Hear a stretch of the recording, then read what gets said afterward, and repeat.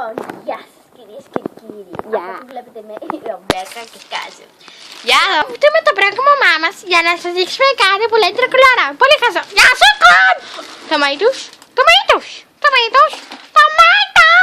Λοιπόν, δεν είμαι χορτοφάγος. Άκου τώρα και Τελείωνε.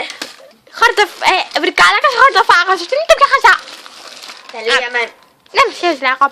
Ναι. Άντε. Γεια σας κυρίες και κύριοι. Ξανά. Η ηλίθεια μας διακόψε. Είμαι η Ρομπέκα.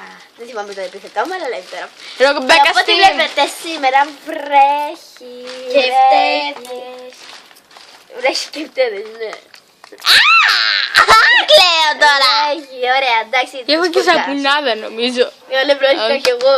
Α, την έκανα μπάνιο με την κρέμα σου.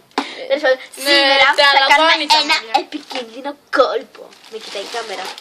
Ναι. Λοιπόν, Λεσμπίνα από ό,τι βλέπετε εδώ είναι γκρεμός. Σιγά δεν κρέμω μπαλκόνι είναι. Μπαλκόνι, αλλά για μένα γκρεμός χαζό. Έχα Την πάτησα. Για δείτε τον γκρεμό από κάτω. Έλα ρε μα.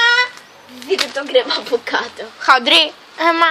Λοιπόν, εγώ η Ρομπέκα Style. Στιμ.